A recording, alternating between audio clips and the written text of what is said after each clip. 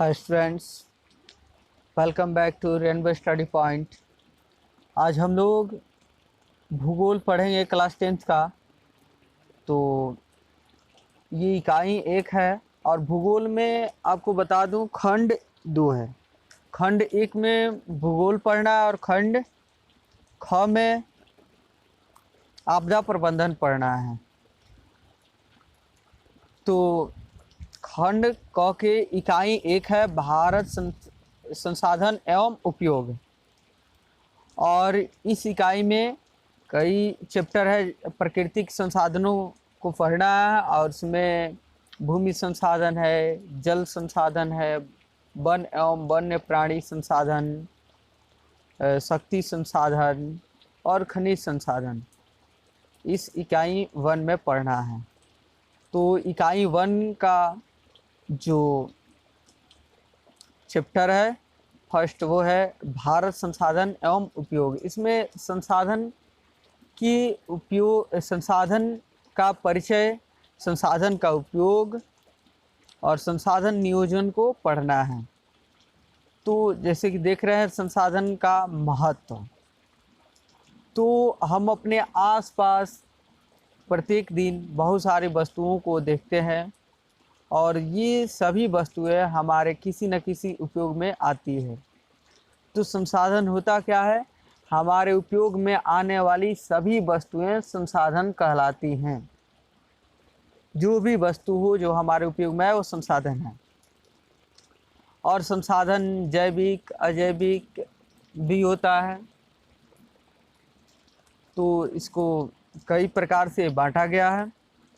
और संसाधन की बात की जाए तो ये आज से नहीं बल्कि सदियों पूर्व से संसाधन पृथ्वी के गर्भ में रहा है, लेकिन मानव तकनीक के अभाव के कारण हम उसका उपयोग नहीं करते थे। धीरे धीरे जनसंख्या और आवश्यकताओं में वृद्धि होती गई। इस वृद्धि ने मानव को ज्ञान अर्जन की दर में बहुत वृद्धि किया और मानव ज्ञान को पा करके, आदि मानव ज्ञान को पा करके मानव बन गया और संसाधनों का उपयोग करने लगा। और संसाधन के संबंध में एक प्रसिद्ध भूगोलविद जिमरमैन ने कहा है, संसाधन होते नहीं बनते हैं। तो ये ऑब्जेक्टिव के लिए बहुत ही इम्पोर्टेंट है। ये पूछ सकता है परीक्षा में कि संसाधन होते नहीं हैं बनते हैं, किसने कहा? तो इसका आंसर होगा जिमरमैन। आज के समय में सेवा को भी संसाधन माना गया है, जो हमारा सर्विस है। जैसे कोई यहाँ पर दिया है, गायक या कवि या चित्रकार अपने क्रियाकलाप से ज्ञानार्जन या स्वयं को संतुष्ट करता है, तो उनके द्वारा कार्यकलाप भी संसाधन कहलाएंगे। कवि का संसाधन क्या है? कविता रचना। चित्रकारी, गायक का गायकी, यहाँ तक कि जो शिक्षक पढ़ाते हैं वो उनका सेवा भी क्या है? एक संसाधन है। यहाँ तक कि मानव खुद एक संसाधन है, क्योंकि मानव अपने विवेक ज्ञान तकनीक का प्रयोग करके खुद को लाभकारी बनाता है। इसलिए मानव भी एक संसाधन है। मानव खुद का अपना उपयोग करता है, तथा जो भी वस्तु उपयोग में हो वो संसाधन है। तो इस प्रकार मानव भी संसाधन है। संसाधन किसी भी देश का आर्थिक सामाजिक मेरुदंड होता है। कोई भी देश संसाधन के बल पर ही विकसित हो सकता है। संसाधन विपन्न राष्ट्र अंतर्राष्ट्रीय दौड़ में पिछड़ जाते हैं। इसका मतलब यह नहीं कि प्राकृतिक संसाधन से संपन्न राष्ट्र ही विकास करते हैं।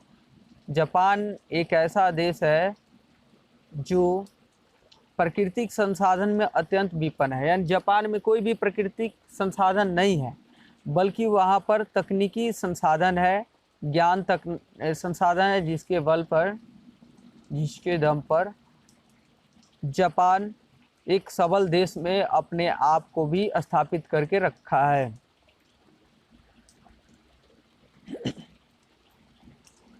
अतः किसी देश के विकास में भौतिक एवं जैविक संसाधन के साथ साथ मानव संसाधन की भी बहुत भूमिका होती है।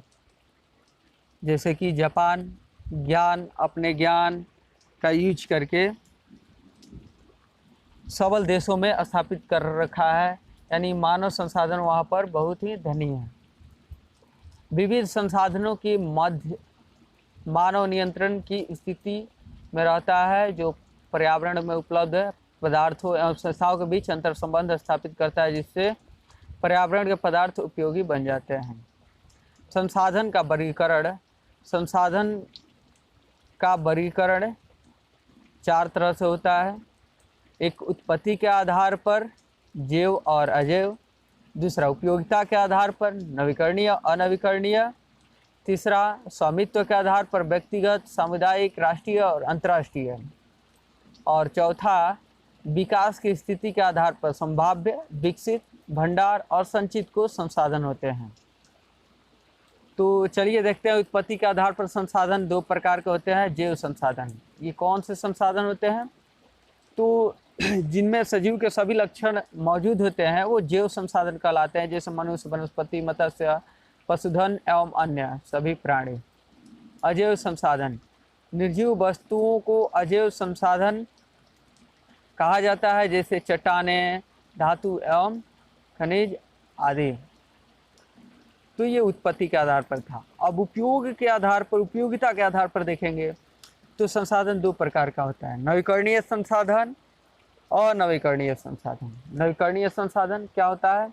वैसे संसाधन जिन्हें भौतिक, रासायनिक या आंतरिक प्रक्रिया द्वारा नवीकृत या पुनः प्राप्त किए जा सकते हैं, उसे नवीकरणीय संसाधन कहते हैं। जैसे सौर ऊर्जा हो गया, पवन ऊर्जा, जल, विद्युत, वन एवं प्राणी, जिन्हें सतत या प्रवाह एवं जैव संसाधनों में वर्गीकृत किया जा सकता है।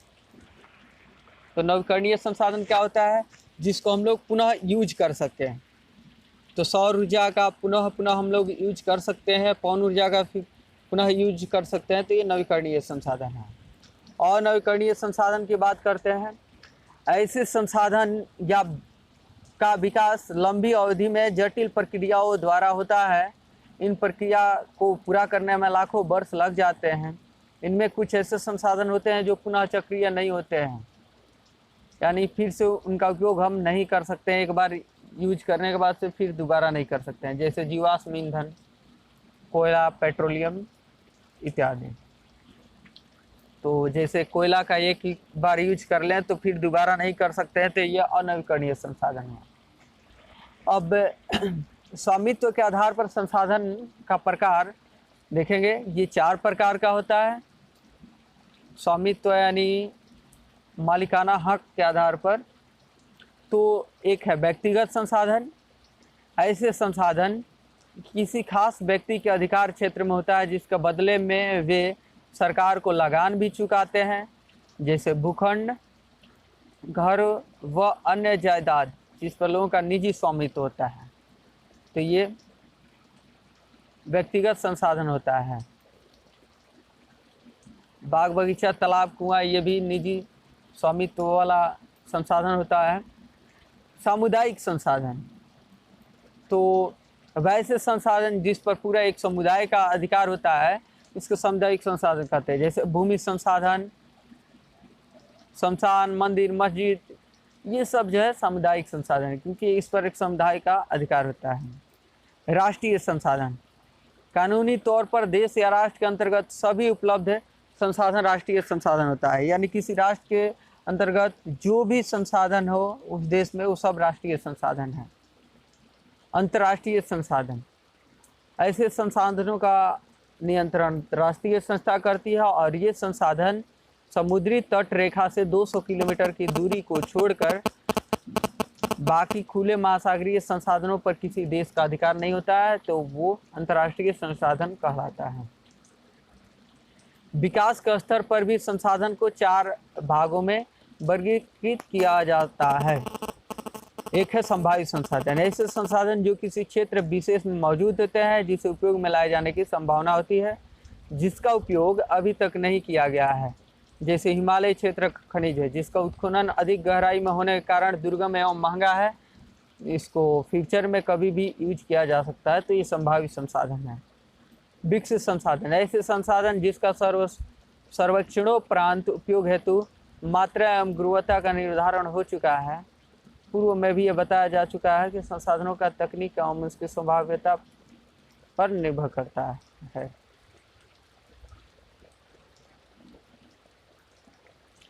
तो विकसित संसाधन वे हैं जिनका सर्वेक्षण उपरांत उपयोग हेतु मात्रा और गुणवत्ता का निर्धारण हो चुका है।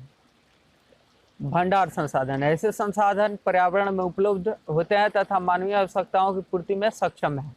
उपयोग हेतु उपयुक्त प्रौद्योगिकी के अभाव में इन्हें केवल भंडारित संसाधन के रूप में देखा जाता है। उदाहरण जल हाइड्रोजन एवं ऑक्सीजन का यौगिक है जिसमें ऊर्जा उत्पादन की असीम क्षमता छिपी हुई है, लेकिन उच्च तकनीक के अभाव में ऐसे संसाधनों का उपयोग नहीं कर पा रहे हैं। तो भंडार संसाधन वे जो तकनीक के अभाव में अभी उपयोग नहीं है, जैसे ही तकनीक मिलेगा उसका उपयोग हम कर पाएंगे, तो भंडार संसाधन होता है। जैसे मैं बताया भी है कि जल हाइड्रोजन एवं ऑक्सीजन का यौगिक है, तो तकनीक के अभाव में इसका उपयोग अभी नहीं कर पा रहे हैं, लेकिन इसमें ऊर्जा की बहुत असीम क्षमता है। इसका हम लोग तकनीक विकसित करके फ्यूचर में उपयोग कर सकते हैं, तो भंडार संसाधन है। संचित कुछ संसाधन वास्तव में ऐसे संसाधन भंडार संसाधन के ही अंश है जिससे उपलब्ध तकनीक के आधार पर प्रयोग लाया जा सकता है। इनका तत्काल उपयोग प्रारंभ नहीं हुआ है या भविष्य की पूंजी है। नदी जल भविष्य में जल विद्युत उत्पन्न करने में उपयोग हो सकते हैं, वर्तमान में इसका उपयोग अत्यंत ही सीमित है। ऐसे संसाधन वन में या बांधों में जल का रूप संचित है। संसाधन नियोजन, तो संसाधन नियोजन होता क्या है? तो संसाधन का विवेकपूर्ण उपयोग ही संसाधन नियोजन है, और यह हमारे सामने बहुत बड़ी चुनौती है, यह जटिल प्रक्रिया है। अब क्यों है? इसलिए कि हमारे देश के किसी क्षेत्र में कोई खास संसाधन की प्रचुर उपलब्धता है, तो किसी खास क्षेत्र में वो संसाधन बिल्कुल ही नहीं है। तो यहाँ पर ज़रूरत पड़ती है विवेकपूर्ण उपयोग की, ताकि संपूर्ण देश को संसाधन उपलब्ध कराया जा सके। तो यही संसाधन नियोजन है।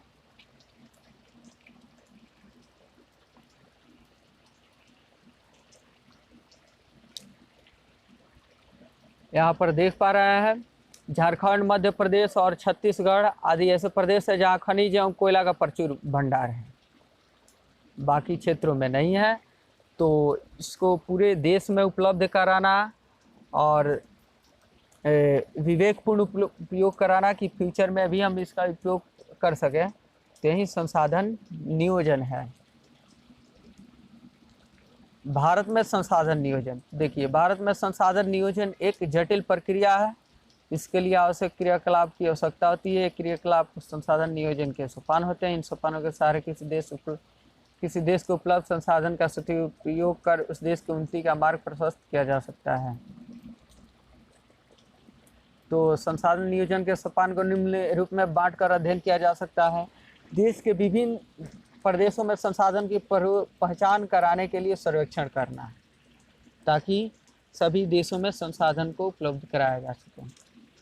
सर्वेक्षण प्रांत मानचित्र तैयार करना, संसाधनों का गुणात्मक और मात्रात्मक आधार पर मापन या आकलन करना। देखिए अच्छा से अगर हम किसी संसाधन का सर्वेक्षण करते हैं तो हम लोग उसका अच्छा से विवेकपूर्ण उपयोग कर पाएंगे और संसाधन नियोजन हो पाएगा। चलिए हम लोग अगला टॉपिक देखते हैं, संसाधनों का संरक्षण। सभ्यता और संस्कृति के विकास में संसाधनों की अहम भूमिका होती है, किंतु संसाधनों का अविवेकपूर्ण अतिशय उपयोग विविध प्रकार के सामाजिक, आर्थिक, सांस्कृतिक और पर्यावरणीय समस्याओं को जन्म देते हैं। इन समस्याओं के समाधान हेतु विभिन्न स्तर पर संरक्षण की आवश्यकता है। संसाधनों का नियोजित एवं विवेकपूर्ण उपयोग ही संसाधन संरक्षण कहलाता है। यानी संसाधनों को हम लोग विवेकपूर्ण उपयोग कर रहे हैं, वही संसाधन संरक्षण है। और संसाधन संरक्षण बहुत ही जरूरी है। प्राचीन समय से ही संसाधनों के संरक्षण के संबंध में समाज सुधारकों, नेताओं, चिंतकों और पर्यावरणविदों के लिए चिंतनीय ज्वलंत विषय रहा है। इस संदर्भ में महान दार्शनिक एवं चिंतक महात्मा गांधी का विचार प्रासंगिक है कि हमारे पास पेट भरने के लिए बहुत कुछ है, लेकिन पेट भरने के लिए नहीं।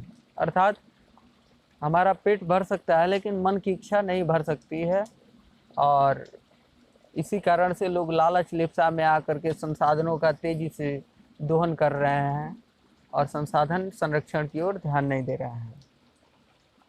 तो संसाधन संरक्षण की ओर ध्यान देना बहुत ही जरूरी है। संसाधन संरक्षण करना अति आवश्यक है।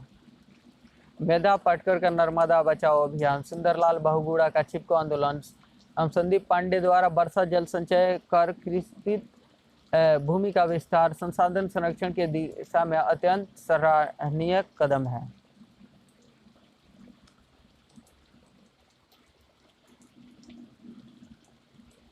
संसाधन संरक्षण हेतु अंतर्राष्ट्रीय स्तर पर अनेक सम्मेलन हुए। सर्वप्रथम 1968 में क्लब ऑफ रोम ने इसकी वकालत की। 1974 में सुमशेर की पुस्तक स्मॉल इज ब्यूटीफुल में इससे संबंधित गांधी जी के विचार प्रकाशित हुए। तो ऑब्जेक्टिव में भी याद कीजिएगा, पूछ सकता है कि स्मॉल इज ब्यूटीफुल कब प्रकाशित हुआ या किसने प्रकाशित किया। ब्रटलैंड आयोग द्वारा प्रस्तुत 1987 का प्रतिवेदन भी संसाधन संरक्षण के संबंध में विश्व जगत की दृष्टि खोलने में कारगर सिद्ध हुआ। इससे सतत विकास की संकल्पना के साथ साथ संसाधन संरक्षण पर बल दिया गया है। इसी रिपोर्ट को बाद में हमारा साझा भविष्य शीर्षक से भी दस्तावेज प्रकाशित किया गया। रियो डी जेनेरो, ये ब्राजील में है।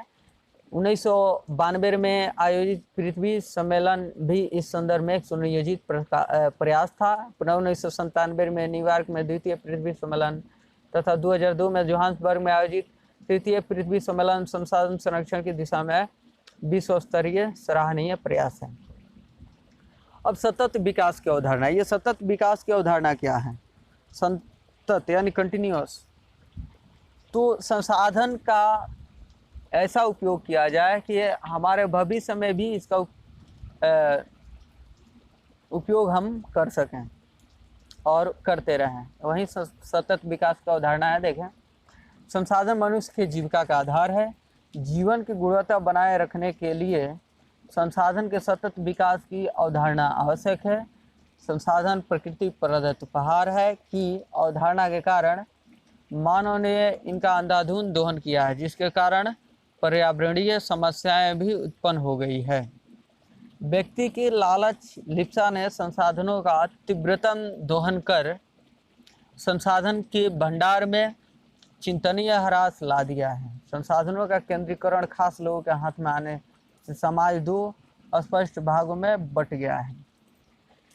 अब देखिए, संपन्न लोगों द्वारा स्वार्थ के वशीभूत होकर संसाधनों का विवेकपूर्ण दोहन किया जा रहा है, विवेकहीन दोहन किया जा रहा है, जिससे विश्व परिस्थिति में घोर संकट की स्थिति उत्पन्न हो गई है।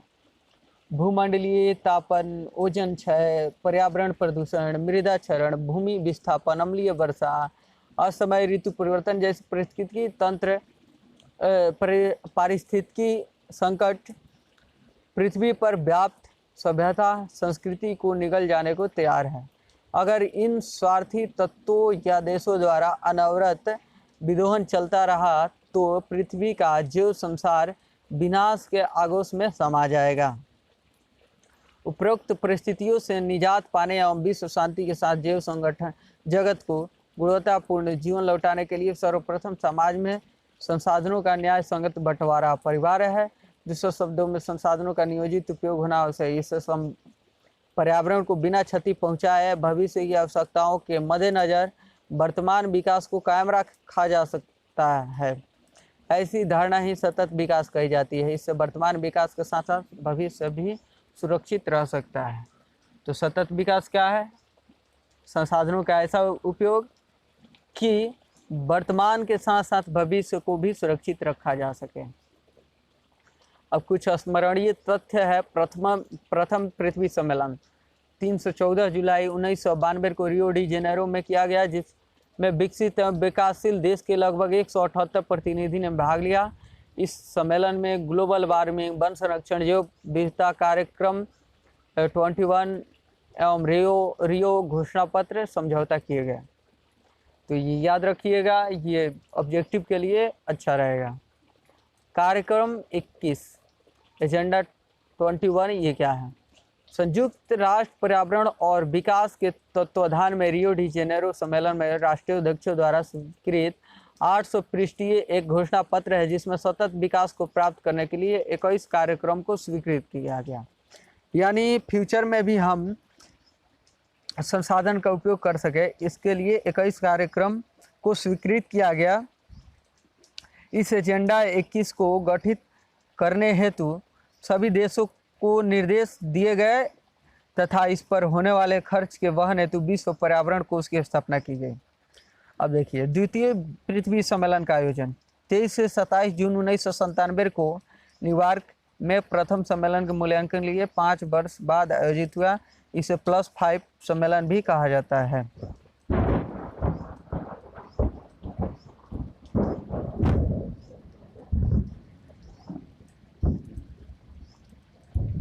क्योटो सम्मेलन